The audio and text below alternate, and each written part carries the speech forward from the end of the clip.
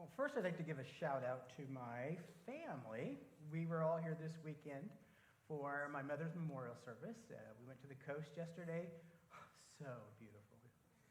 That storm that brought all that lightning in put some great waves on the beach. It was just beautiful. It was beautiful. So my family's out there somewhere.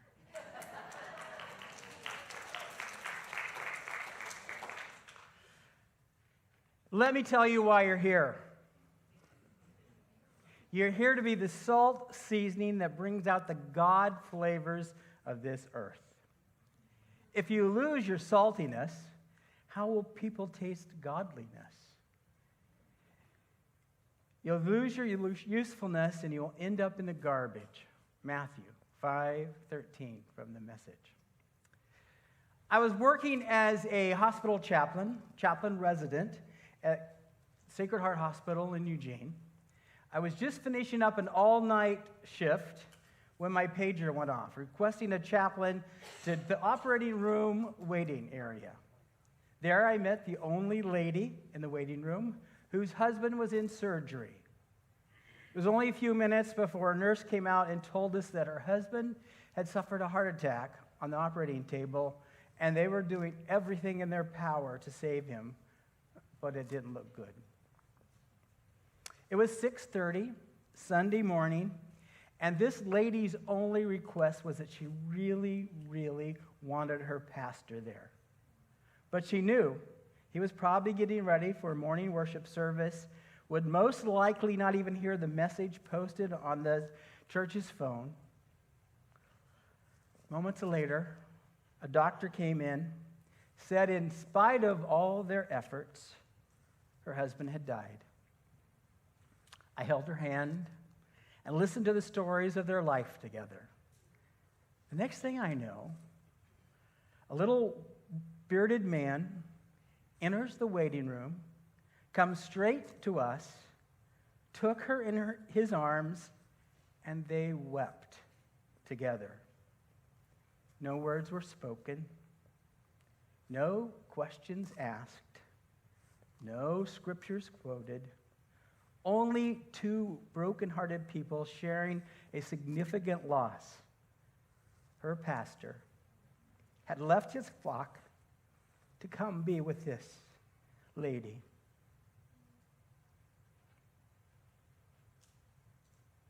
And for me, that moment, I got to see him do something that I couldn't do as a chaplain, share in those moments of tears. I became witness to the significance of one. This last June, I got to teach a basic chaplaincy course. I enjoy those classes. I got to share some very useful information. To this day, one of my favorite subjects in that course is the ministry of presence. The ministry of presence is just like the principle implies. You can do a world of good without saying a word. Sometimes people just simply need to know that there is somebody there, somebody who is approachable, who not necessarily knows all the right answers. You know, this principle is also true not only for chaplains, but for you as well, for anybody that finds themselves providing comfort to somebody in a difficult situation. I can't believe how many times we overlook the power of a presence. It was a late night. I was thinking about going to bed. I got a page from our dispatch center. The page read, Cornelius Fire Chaplain, please call Forest Grove Police Department. I got in contact with one of the officers, and she asked if I could come meet her at the station. She said there'd been a missing persons report in town, and they think maybe they had found him. At the police station, the story began to come together. Earlier that day, a gentleman had just finished his master's thesis. He packaged it up, he put it in the mail, and now it was celebration time. And for him, that meant a chance to go boating on the Columbia. Just him, the wind, the waves, his boat. Now it's the wee hours of the morning of the next day, and his family have not heard from him.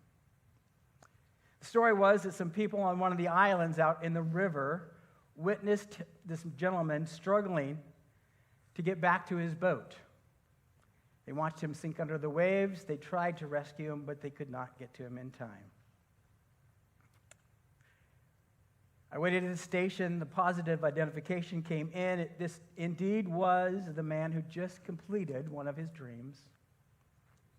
Now it was my job to go with this officer to make that late night knock on a door that would forever change lives.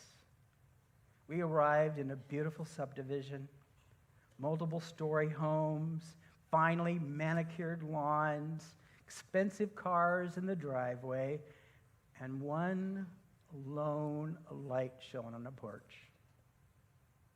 This was the home that we were going to. After going over the officer with whose role was going to do what, we went to the door. We rang the doorbell. Through the sculptured glass in the door, I could see multiple people coming forward. In all the years that I've been doing death notifications, I know there's two things that I found to be true. One is, it's never a surprise when a police officer and a chaplain are knocking at your door in the middle of the night. And the other thing is that it never goes the way that we're taught that it's supposed to go. One of those things that we're taught is we're not to provide any information until we can get the person inside and sitting down. Well, as I came to the door, as I looked through that doorway, you could see that family coming. The wife pushed her way through, closed the door behind her, stood on the porch, and said, "I need to know what's going on." I couldn't derail her determination. She stated to me that her family and her only child, a middle school daughter, were going to hear whatever news that we had from her. I surrendered to her will. I told her that indeed her husband had died in the Columbia River. Instinctively, I put my arms around her, both to allow her to cry on my shoulder and to keep her from falling down. After several moments, we went into the house. The entire family embraced in a hug. She shared the news of her husband's death. Within 30 minutes, the officer that was with me had given all the information that she could give, and she departed. I, on the other hand, sat on a small ottoman in the middle of the living room, across from a grieving teenager whose entire life will never be the same. Sometimes she was wrapped in her aunt's arms, most time cuddling up with her mom in her lap.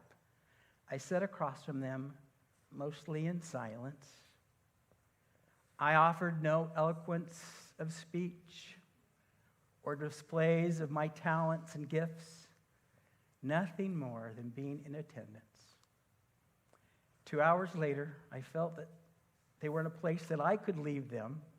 And to my surprise, the young girl asked me if I was ever going to see them again. I explained to her that I was leaving them with my business card and that I would be available to them day or night, but as a fire chaplain, more than likely, we would never meet again. A week later, I received a phone call from the grandfather of the family. He stated that his granddaughter very much wanted me to be at her dad's memorial service. How could I say no? I've been asked to officiate at many services of community members in the past, but I've never asked to just be the guest. I found it strange. I told Laura, this is really weird. Told her that I didn't want to go. There was no reason for me to go, and that she couldn't make me go. And then I found myself leaving the house and heading toward the memorial service. Her father was an executive at a premier aircraft service in Hillsboro at the airport. So the memorial was at a hangar. It was a very large building. The hangar's floor was clean enough to eat off of. There were tons of people milling about, and I felt strangely out of place. I looked around the room, and I finally caught the eye of this young lady just as she saw me. and she ran to me. The pain of her loss streamed down her face as she uttered these unforgettable words to me. I wanted you to come today so I could tell you how thankful I was that you were there for my family. I can't tell you how much you meant to me. Come on, I want you to sit up front with us. At the end of the service, I excused myself from the gathering. I started to home, and I was satisfied that this young girl really did want to thank me for just being present and available. I had the opportunity to be salt seasoning in this story. Recently, we've been watching Top Chef. And by we, I mean Laura. Honestly, I get sucked into the competition. I find myself rooting for one contestant or another.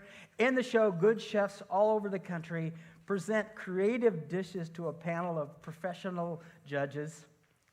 Several times I've heard this comment as I watched the show: your dish would have moved from mediocre to marvelous if you would have just added a grain or two of salt. A grain or two of salt? And conversely, this last month they had the opportunity to volunteer at the World Fire and Police Games in Winnipeg, Canada. Every afternoon they would serve the volunteers a great lunch. Tuesday, Taco Tuesday. We had chicken tacos with all the fixins, and there was this amazing bowl of these beautiful chips, all different colors, greens and reds and yellows. I couldn't wait to try them.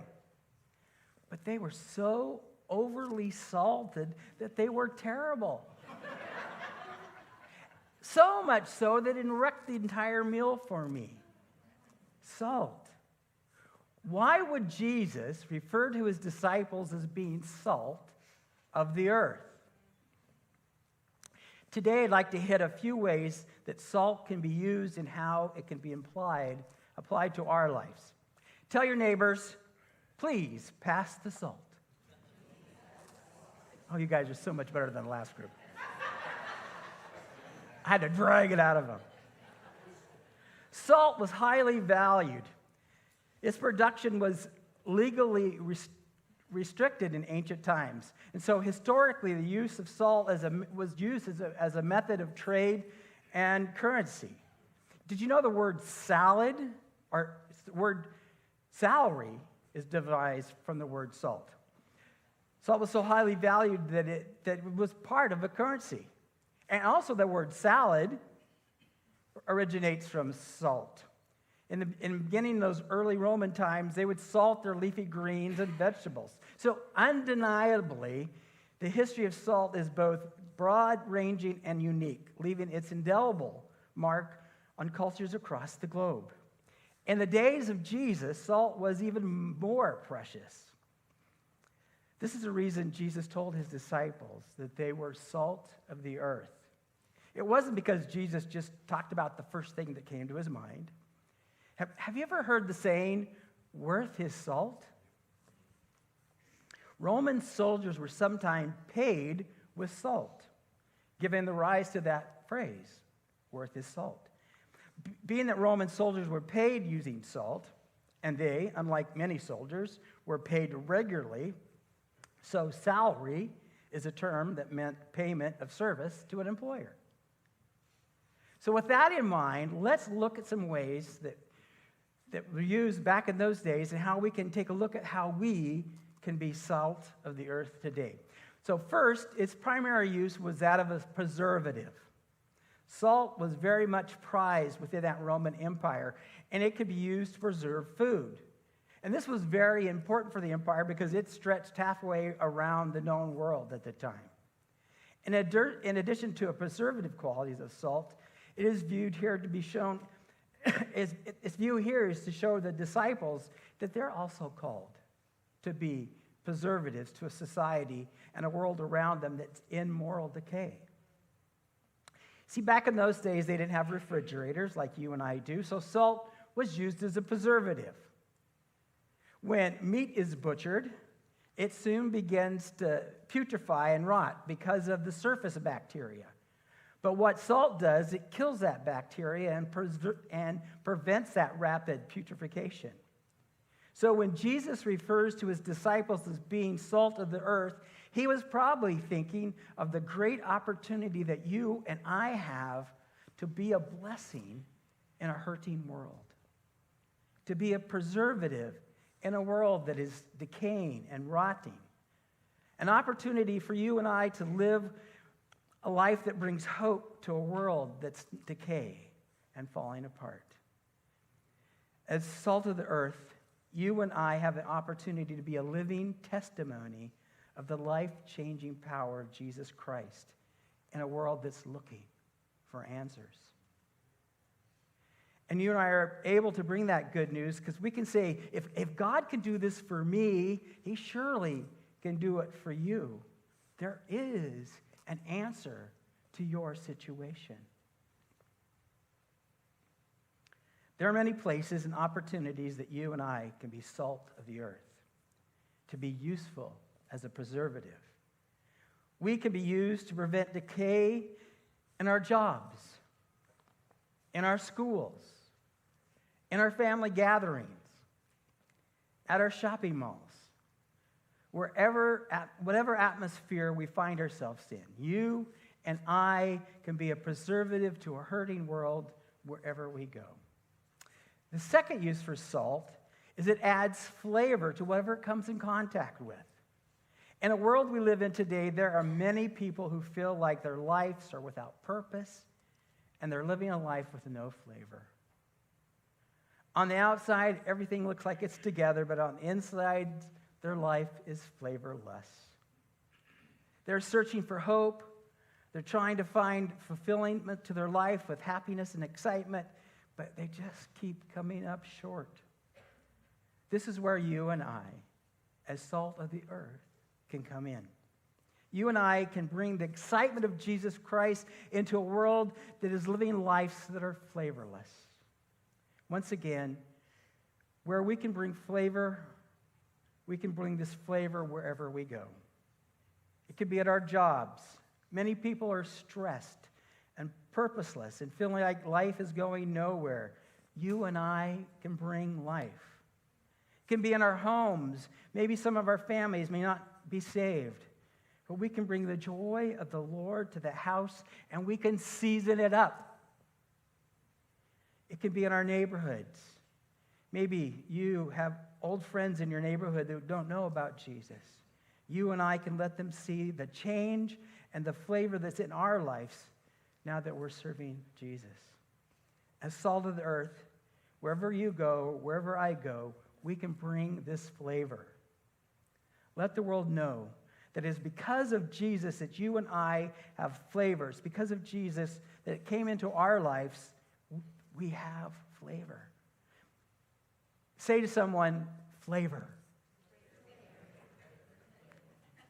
Our life should be filled with the life of Christ, and we can bring flavor wherever we go. We can bring flavor to our family gatherings. We can bring flavor to our schools. We can bring flavor to our work site. We can bring flavor wherever we go. Tell your neighbor, here comes the flavor. Oh, you guys are getting so good. We can add flavor by being a good testimony at our jobs. We can bring flavor by being good testimony at our schools. We can add flavor by being a good testimony to our families.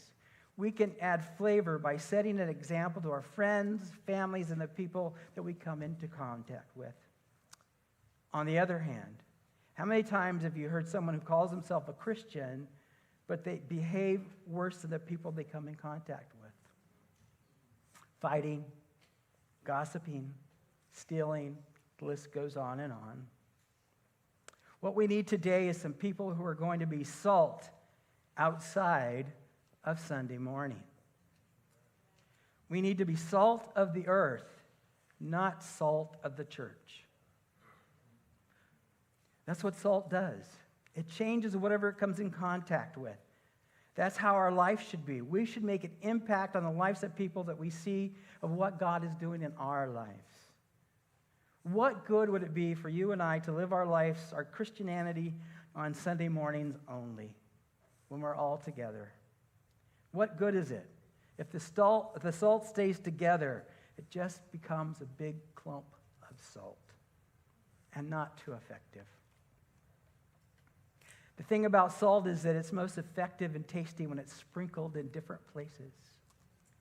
Sprinkle a little here, sprinkle a little there, put some in Hillsboro, put some in Cornelius, put some on this job site, put some on that job site, put some in this family, put some in that family, put some in your schools, put some here, put some there. It's kind of like the Levites when they were dispensed in Israel, that wherever they lived, they added flavor to the earth. And that's how you and I are going to be most effective, by bringing salt to the earth.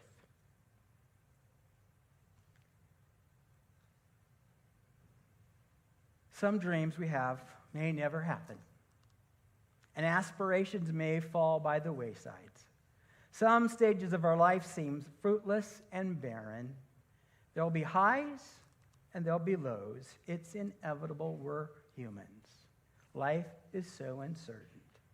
But this one thing I know, one person, one solitary life can salt a city, can salt a country, can salt a state, a nation, and literally change a world.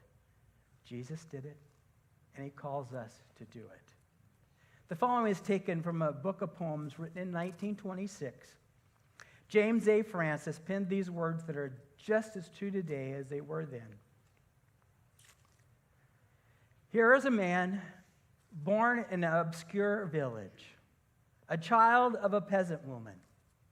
He grew up in another obscure village. He worked in a carpenter's shop until he was 30. And then for 3 years, he was an itinerant preacher. He never wrote a book. He never held an office. He never owned a home. He never set foot in a big city. He never traveled more than 200 miles from the place where he was born. He had no credentials but himself. Still, while a young man, the tide of public opinion turned against him. His friends ran away. One of them denied him. He was turned over to his enemies. He went through the mockery of a trial. He was nailed to a cross between two thieves. His executioners gambled for the only piece of property he had on earth when he was dying, and that was his coat. When he was dead, he was taken down and laid in a borrowed tomb through the pity of a friend. 19 wide centuries have come and gone, and today he is the centerpiece of the human race, the leader of progress.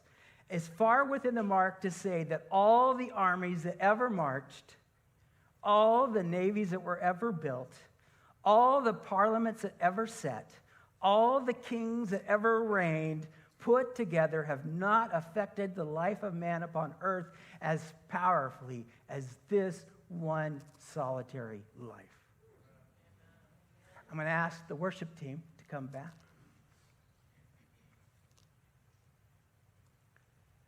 To the normal public eye, those of us who pass by the blaring sirens, the flashing lights, the yellow crime scene tape, all tragedies are bad. Not in my world. In my realm of influence, the more intense the situation, the better opportunity to help, to love, and to serve. What is your realm of influence? You have an opportunity to touch, to love, and to serve people that I'll never meet this side of heaven. Co-workers, waitresses, school friends, all in need of someone like you. What are you waiting for? You can be salt in your city. You can make a difference, one person at a time. Pray with me. Gracious God, we come before you today just mindful of the fact that you are great and mighty. You deserve all of our worship and praise. Lord, thank you for the opportunity of placing us in communities, within families where we learn to love and be loved. We pray these things. In Jesus' name, amen.